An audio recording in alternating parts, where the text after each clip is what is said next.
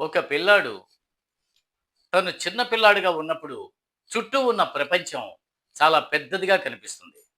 ఆ పెద్ద ప్రపంచం వాడికి చాలా చిత్రంగా, విచిత్రంగా కనిపిస్తుంది. ఒక పిల్లాడు వాళ్ళ అమ్మానాన్నలతో ప్రతి సెలవులకి వాళ్ళ అమ్మమ్మ ఇంటికి వెళ్తూ ఉండేవాడు. అలాగే మళ్ళీ అక్కడ సెలవులు గడిపేసిన తర్వాత ఇంటికి వచ్చేస్తూ ఉండేవాడు. ఆ కుర్రాడు పెద్దవాడయ్యాడు. అప్పుడు ఒకసారి వాళ్ళ నాన్నతో అన్నాడు, నాన్న, ఈసారి మీరెవరూ రావద్దు. అమ్మమ్మ ఇంటికి నేను ఒక్కడినే వెళ్తాను అన్నాడు. సరే అన్నాడు. అందరి తండ్రుల్లాగానే జాగ్రత్తలు చెప్పాడు. జాగ్రత్తగా ట్రైన్ ఎక్కు, పక్క వాళ్ళతో జాగ్రత్తగా ఉండు, సామాన్లన్నీ జాగ్రత్తగా పెట్టుకో, ఇలా జాగ్రత్తలు చెబుతున్నాడు. అప్పుడు ఆ పిల్లాడన్నాడు, "నాకన్నీ తెలుసు నాన్న, ఇక నువ్వు వెళ్ళు" అన్నాడు. సరే వెళ్తాను కానీ, ఇదిగో ఒక చీటీ ఇస్తున్నాను. ఇది నీ జేబులో పెడుతున్నాను. నీకెప్పుడైనా భయం కలిగినప్పుడు ఈ చీటీ చదువుకో అని చెప్పేసి జాగ్రత్తగా వెళ్ళిరా అని వెళ్ళిపోయాడు.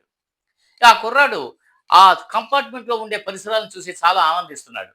రకరకాల మనుషులను చూస్తున్నాడు. విచిత్రమైన వ్యక్తిత్వాలను చూస్తున్నాడు. చాలా ఆనందంగా ఉన్నాడు. అంతలో అనుకోకుండా ఒక భారీ పర్సనాలిటీ, భయంకరమైన వ్యక్తి, పెద్ద పెద్ద మీసాలతో ఉన్న వ్యక్తి వచ్చి అతని పక్కన కూర్చున్నాడు. ఆ కుర్రాడిలో బెరుకు ప్రారంభమైంది. ఆనందం ఆవిరైపోయింది. ఏం చేయాలో తెలియలేదు. మనసులో భయం పెరిగిపోతూ ఉంది. ఇంకా ఏం చేయాలో తెలియక తలొంచుకుని చాలా దిగులుగా కూర్చున్నాడు. అప్పుడు వాళ్ళ నాన్న రాసిన ఆ చీటీ గుర్తొచ్చింది.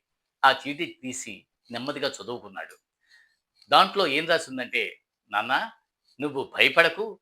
నేను పక్క కంపార్ట్మెంట్‌లోనే ఉన్నాను" అని రాసుంది.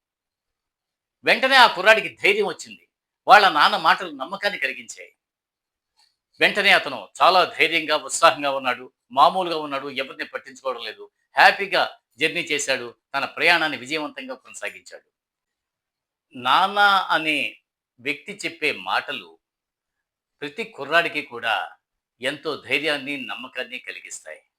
ఆ నమ్మకం అతనికి మంచి భవిష్యత్తుని, మంచి మాటను, చేతను, నడవడికను నేర్పుతుంది. ఈ వీడియో మీకు నచ్చితే లైక్ చేయండి, షేర్ చేయండి, సబ్స్క్రైబ్ చేయండి. నమస్తే. Please subscribe.